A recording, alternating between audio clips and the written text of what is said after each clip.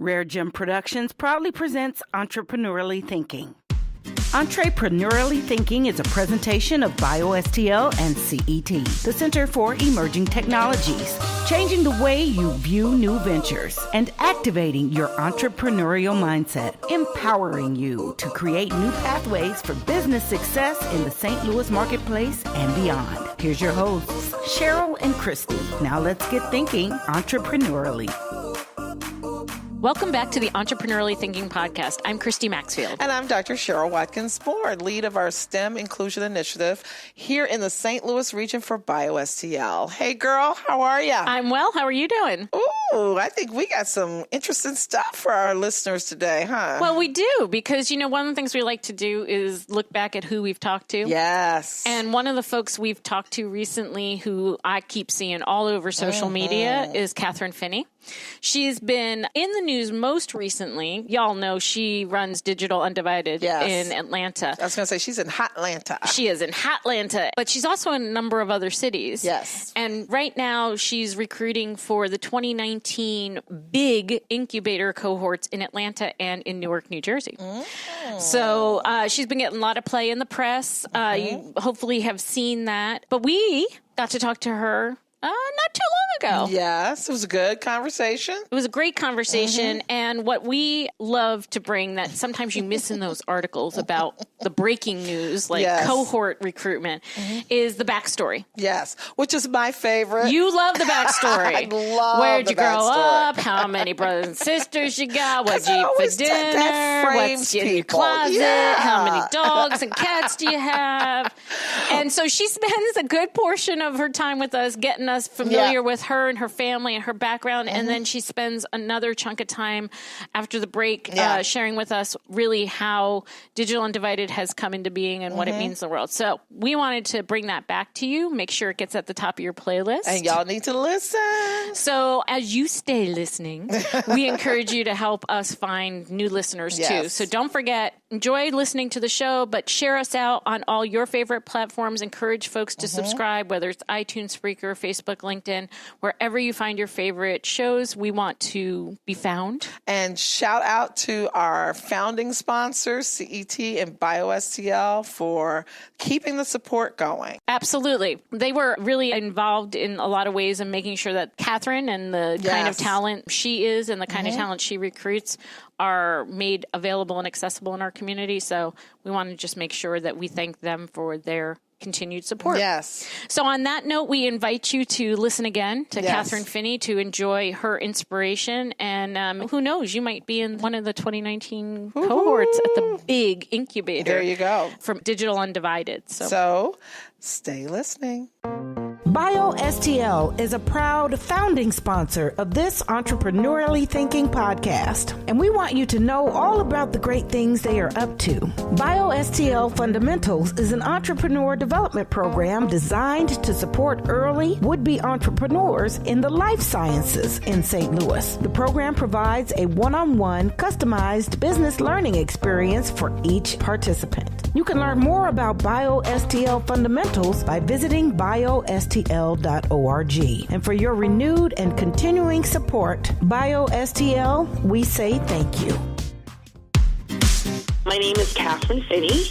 I'm the managing director and founder of Digital Undivided.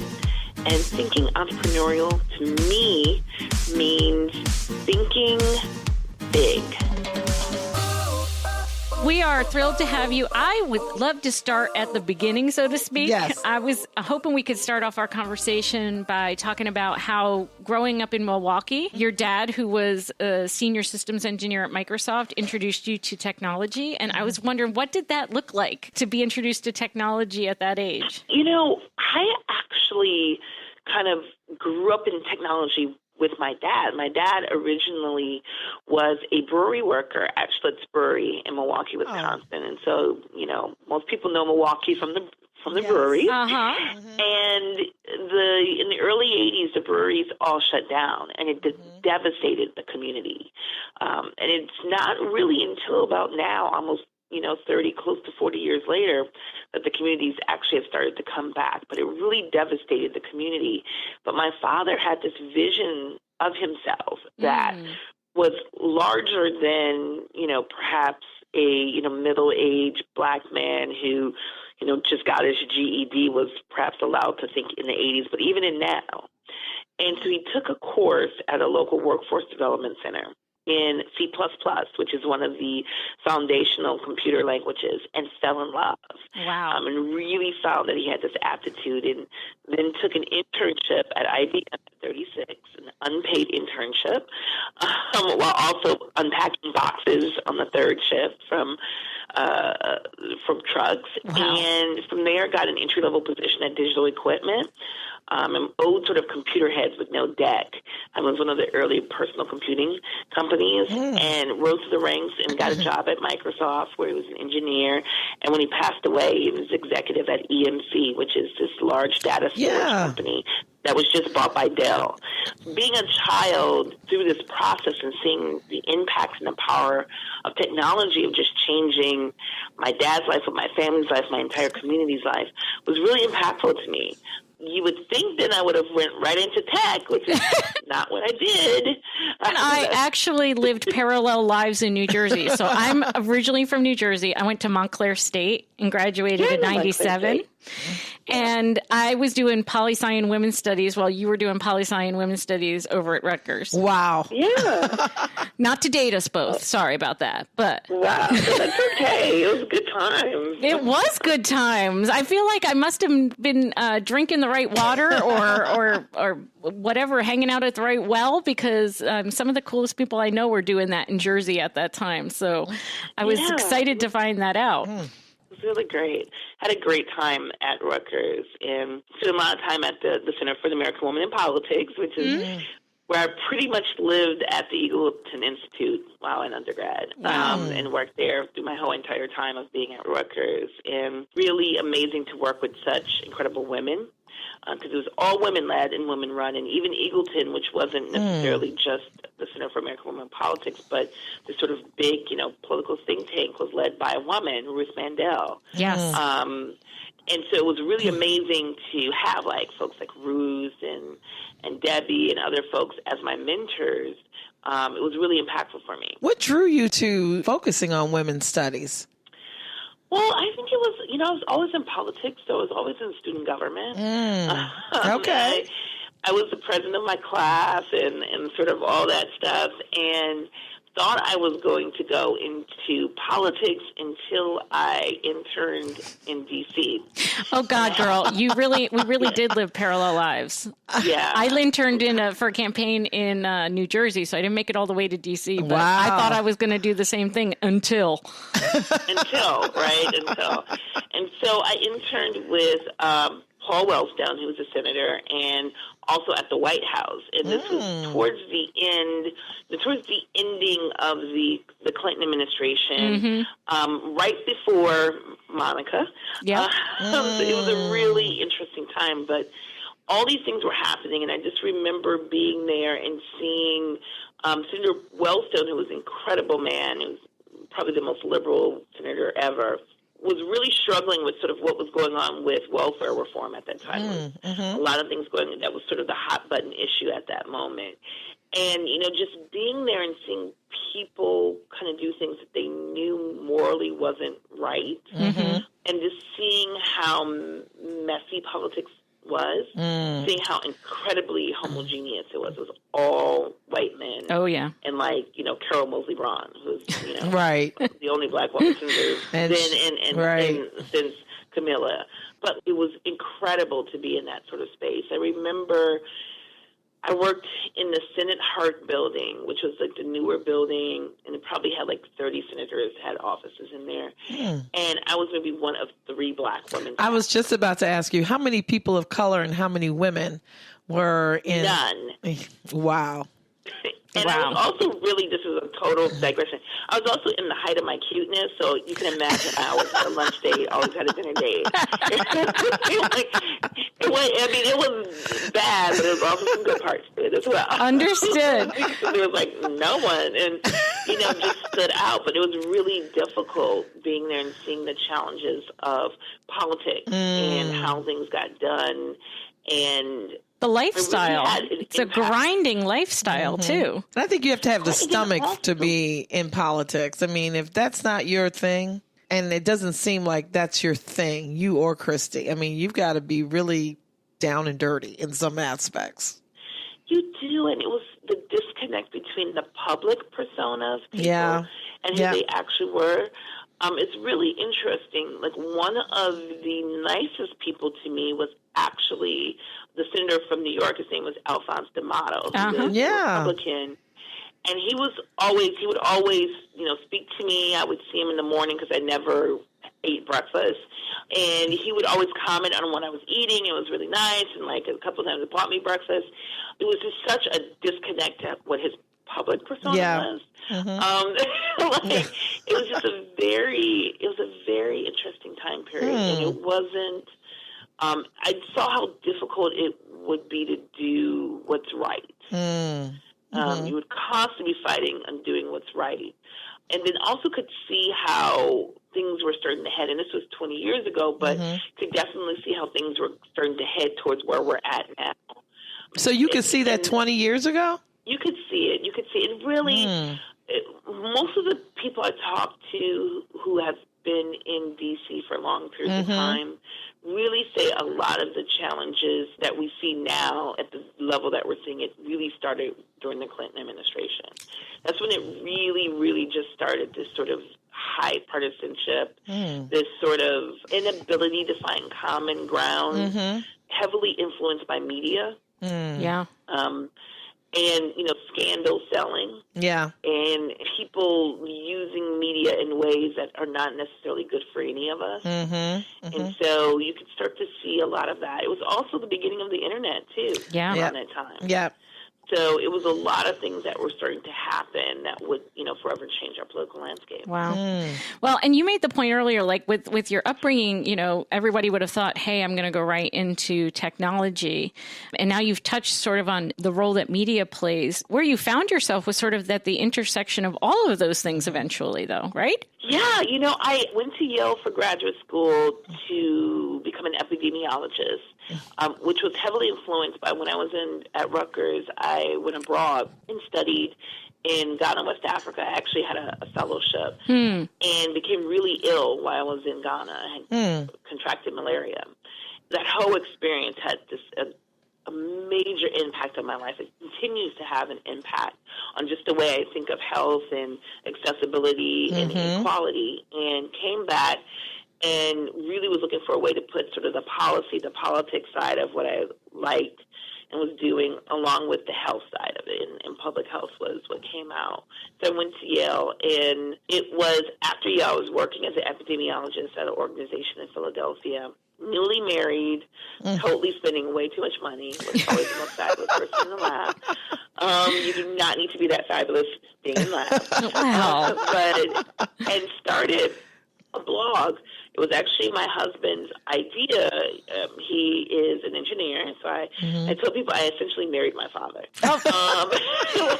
He's an engineer. They're both Tauruses. They both work at Microsoft. Okay, maybe you did. I think you might have legit married your father. They're both 6'4". I mean, they both play football. I mean, it was just like I married my father. I'm glad that worked out for you, though.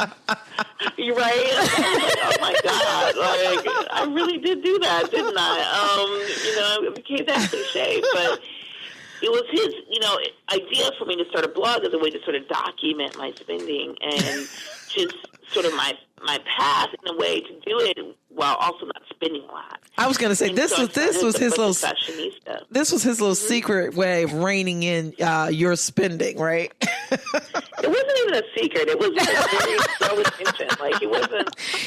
He's like, once you write it down and see it in black and white, you'll know what I'm saying to you about being more frugal. Exactly. Right. I mean, anyone who's either an engineer who's been married or a daughter or have any sort of close relationship with an engineer knows that they're just very kind of like matter of fact. There's not a lot of extra words there. I'm married to one, so I understand as well. Yeah, right. Wow. Like, it's just, there's no extra words. Like, I was like, he understands the economy of words really well. Oh, not mine. Mine tells you how to build a clock when you ask them what time it is. Well, no, that's different. Okay. You're asking them something about That's true. building something that they know. So I don't ask him questions about building databases or anything because it's just too long. Got it. Anything else, it's like an economy of words. Interesting. I'm going to have to study that phenomenon with my own engineer in his natural environment. Yes, I don't ask questions about, we could get into a whole long thing on how to build a database and connecting SQL servers and PHP and Ruby. Don't need to know it. Right. Thank you. I got it. Give me the top level overview. Right. But it was actually really faithful that he asked. He suggested that I do that, and so I started the blog. It was in 2003. This was before anyone knew what blogging was. Right. It was an online diary for all intents and purposes. It was an online diary. And in fact, we used this system called Gray Matter, which was started by a gentleman in Houston who created it. It was an early precursor to WordPress. And he created it as a way to write about some of the mental health challenges that he was having in the online diary.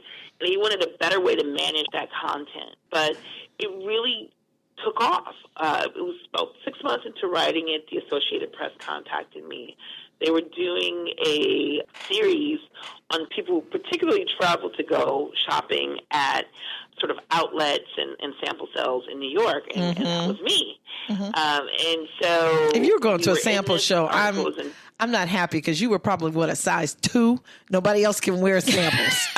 No, not then. Not then. I mean, I was not where I'm at now, but I was maybe an 8 or so. Yeah. But what would happen is you would go to some of the sample sales, and the sample sales at that time were starting to have more of a range of sizes because they were seeing how popular they were. Yes. And they were becoming almost like outlets.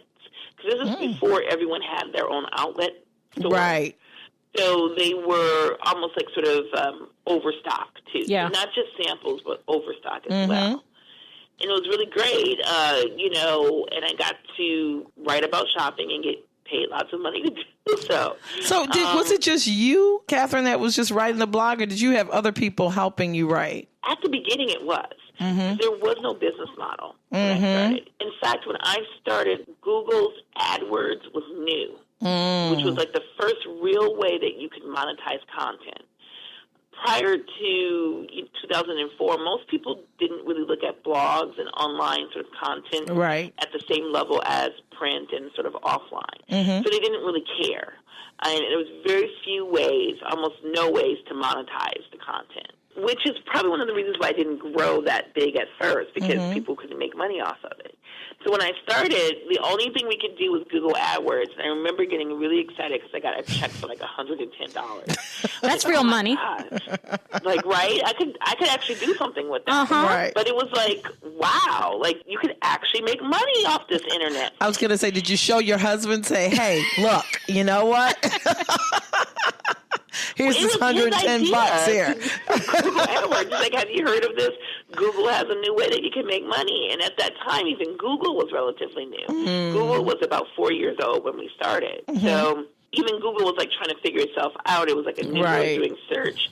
People were still doing Alta Vista and, all those. Oh, my God. Yeah. We were still using discs to get on the internet. We were waiting for our AOL disc to come in the mail. Exactly. Awesome. AOL was still hot. Oh, man. I thought the only way you got on the internet was with a CD.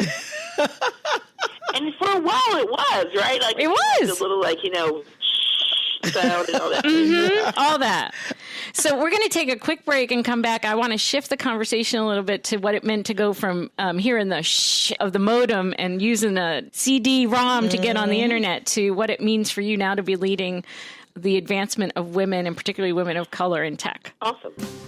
CET, the Center for Emerging Technologies, is a proud founding sponsor of this Entrepreneurially Thinking podcast. We want you to know all about the great things they are up to. Square One is CET's flagship program for entrepreneurs. It's a hands-on training program designed to provide support to first-time entrepreneurs in the St. Louis region actively engaged in the development of bioscience, information technology, or advanced manufacturing commercial enterprise. To learn more about Square One Bootcamp or Square One Ignite, visit CETSTL.com. And for your renewed and continuing support, CET, we say thank you.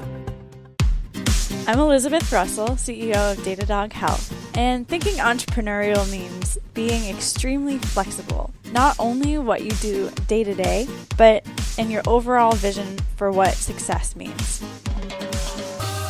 So, Kathryn, we talked about how you got blogging sort of by happenstance and monetizing the blog simply because as you grew into blogging, the internet grew with you, or vice versa. And that was your first business, right? Well, my first business was in 4th grade, and it was a lucrative friendship bracelet business. Oh, of course it was. Yes. Very lucrative. We did pins. I was a very well-paid 4th grader. Well, clearly you knew your market. You were an entrepreneur at heart. And even in graduate school, I used to braid hair at Yale. That's how I made some extra money. People think I'm crazy, but yeah, I braided hair while also being at Yale. And it helped me to have some pocket change. There you go. But my first real business I did on my own was the budget fashionista. Prior to that, I had a family business that I started with my mother and my brother, which we owned a series of dry cleaners. Oh. And working with family is a whole other experience. Yeah, we could do a whole show on that. I've been there. A whole show on that. But started TBS and started to monetize it. And about 2 years into it, I got a book deal. Yeah. And it was when I got the book deal from Random House that I really saw that this could be something. Yeah.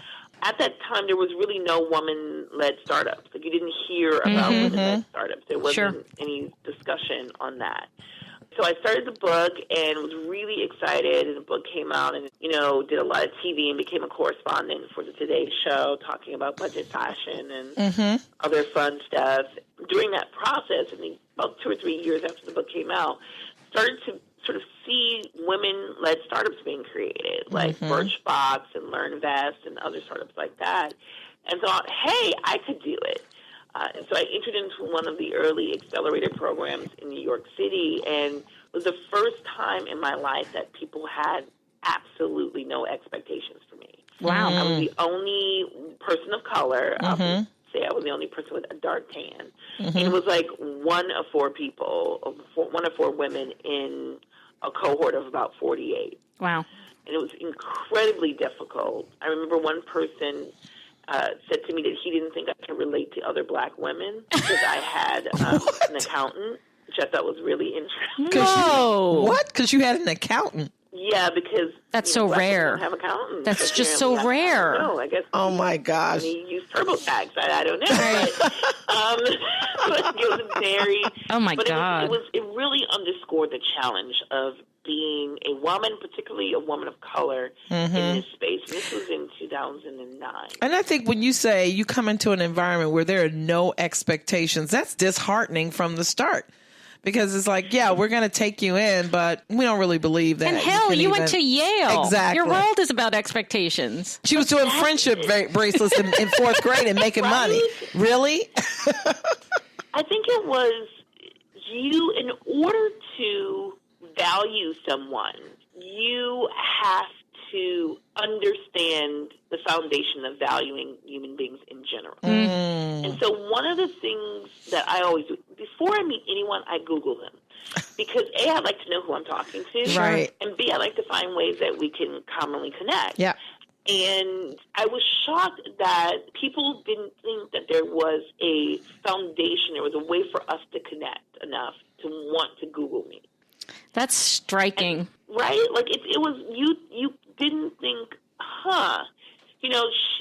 she's the only black Latinx person with a tan in this room. Right. I'd like to know how she got into this room, just out of curiosity, because it's just fascinating when everyone else looks the same. And so there wasn't that curiosity about me or where I came from or my idea or anything. And it was really, really fascinating. And the head of the program, who's continued on to be kind of a big person in tech, said to me that he didn't think I was going to raise any money because he did not know of a single black woman who'd ever raised money before. Wow. But I think that goes back to a lot of times you being the only in many situations where, you know, people might take it for granted. Oh, she's only here because she's, you know, almost like it was not almost, you are the token.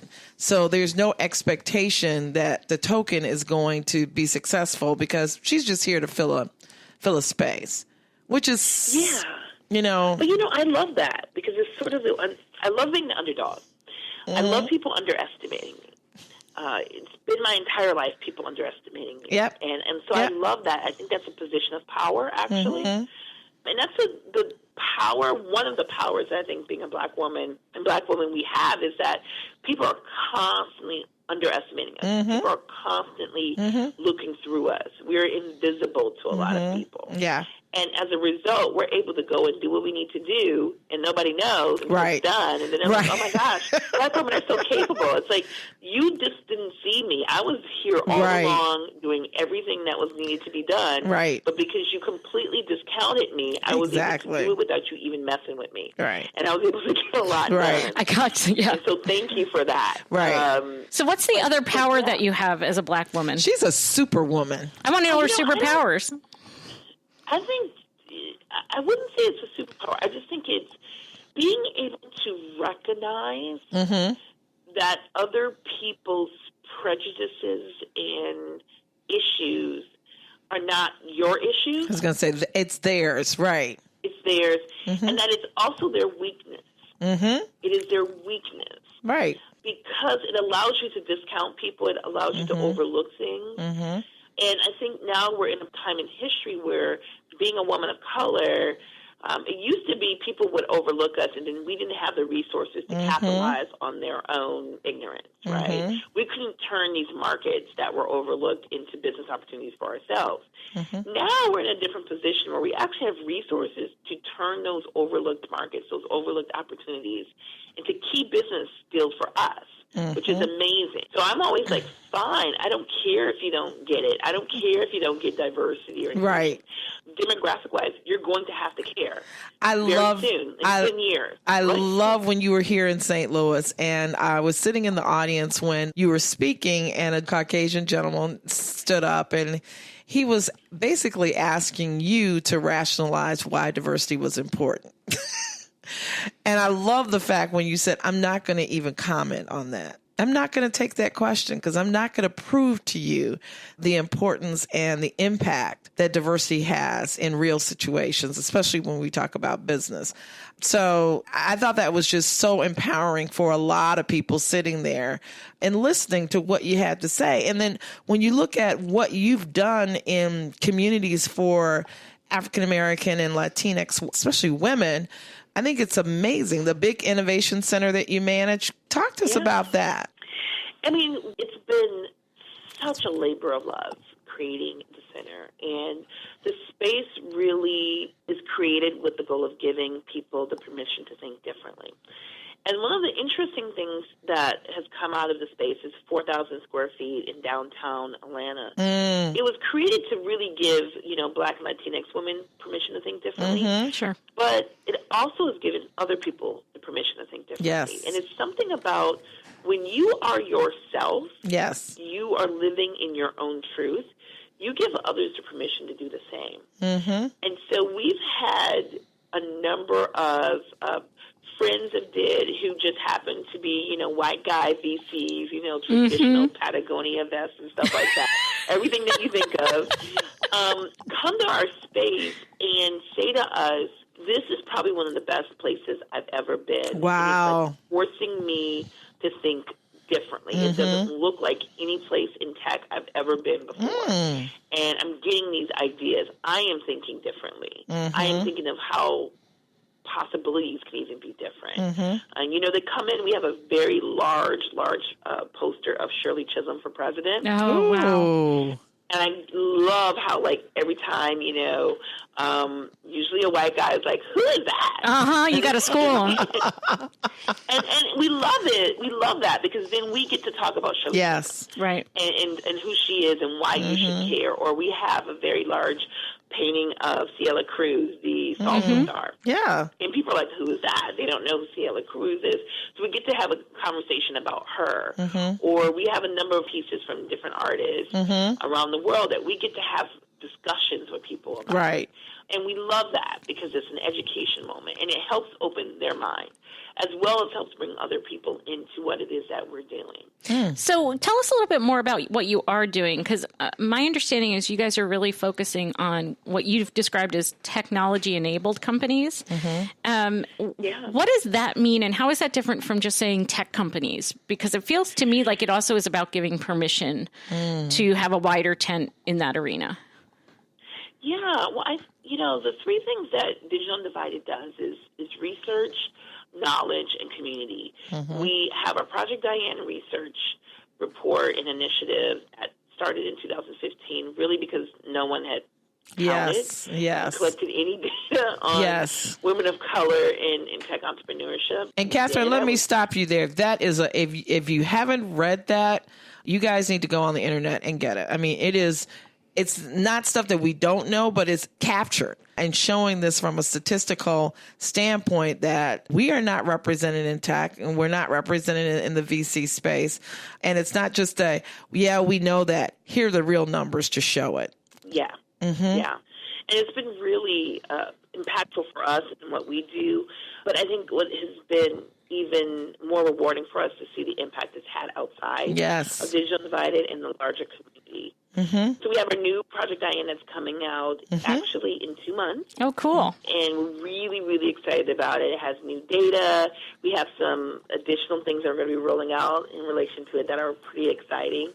And then, with our programs Knowledge, that's our big incubator. It's a 9-month incubator program for Black Latinx women founders. And we say tech-enabled because what we found is things that were women-centered were often not considered tech until a man did it. And then it was considered tech. Right. So a case in point, we think of like bonobos, isn't that right? The pants people.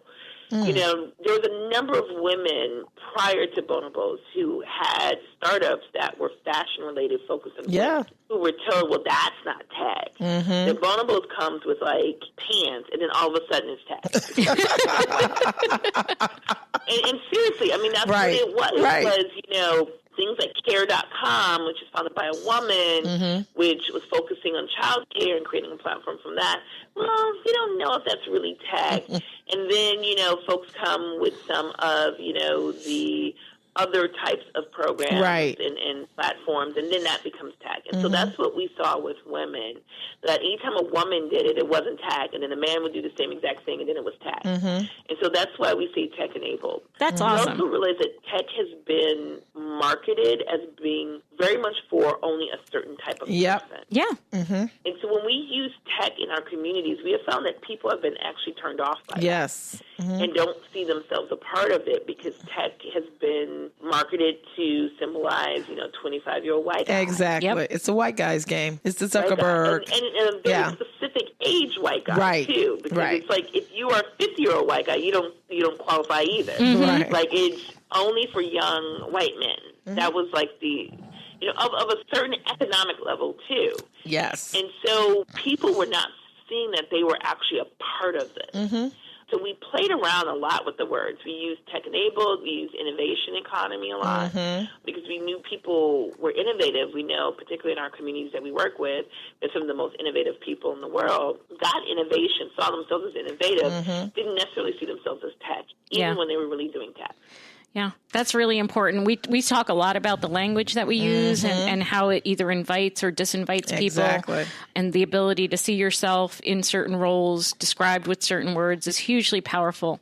Well, remarkably, we're coming to our end of our time together. So one of the things I wanted to ask you before we end is, for those of us who share your commitment to increasing the number of women of color in tech, women and women of color in tech, what have you learned in your work? What should we be doing to make that more of a reality?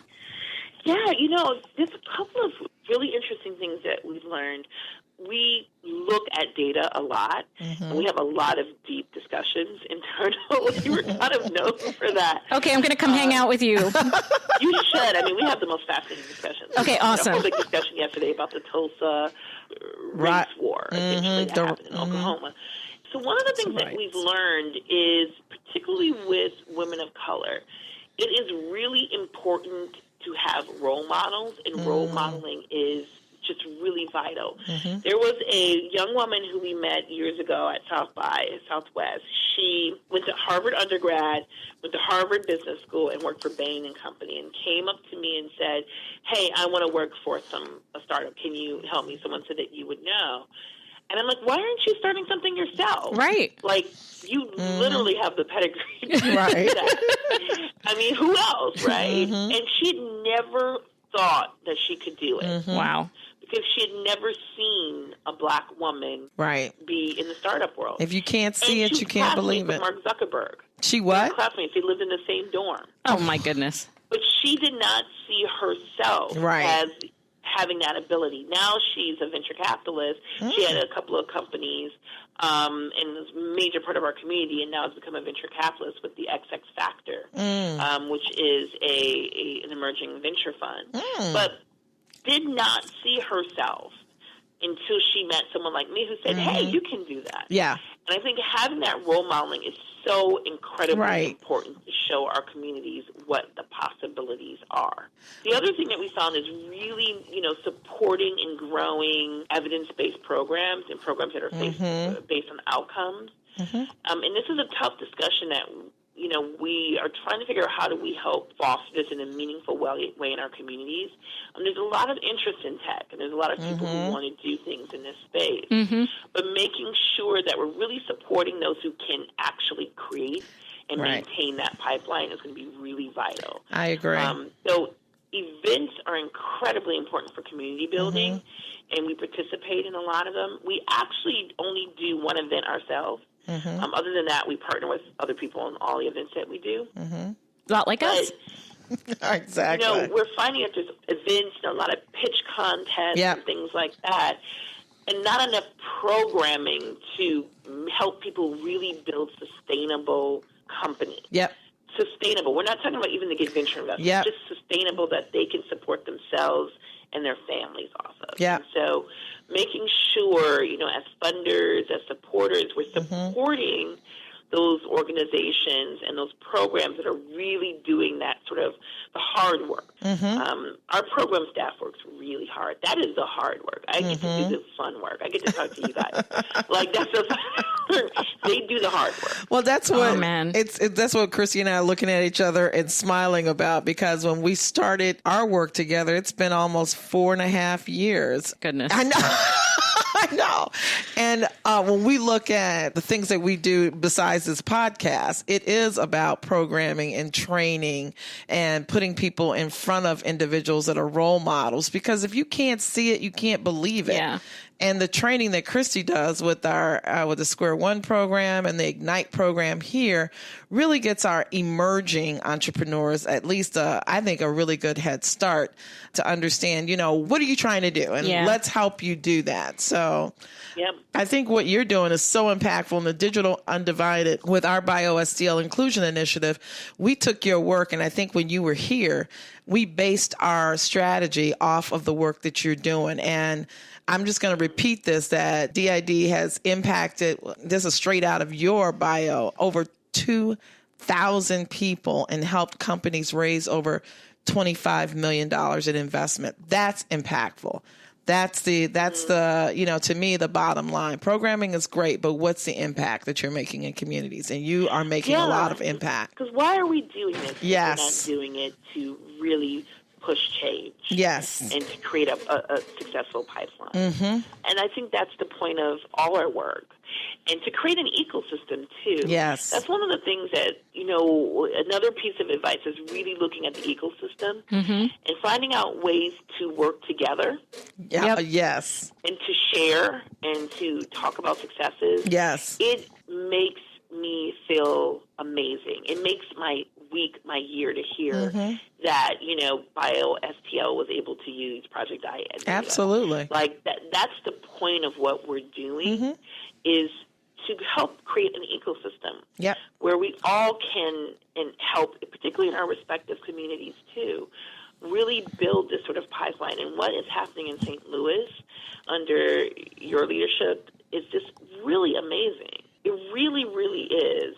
And it's just amazing how the linkages and how we're all sort of connecting. Absolutely. It makes me really hopeful for the future. Me too. It's inspiring to be able to spend some time with you and to talk with you and to feel really connected to the work that you're doing and to feel like the things we're wrestling with and trying to become better at here are the right things, so to speak, if there is such a thing. Think are the right thing. Right? Well, to get some outside feedback on, in fact, we might be on the right track here, and that we have other folks like you and your team and the other people that you've inspired by your work to lean on and lean in with. So thank you. Yes, and your connections, Kathryn, are impacting us even further, making sure that we are all connected and we're all making impact in certain ways. So thank you so much. Thank you, guys. I really mean that. Well, we're going to totally stay in touch, stalk you on social at a minimum, hopefully come down and visit in Atlanta, maybe when you happen to be in town. Seriously. Yes. And otherwise stay connected to the work and hopefully continue to add to and be a vibrant and vital part of all the change that you're trying to create. So thank you so much for making time for us. And good luck on your travels. Yeah. Wow, that was really cool. Yes. Again.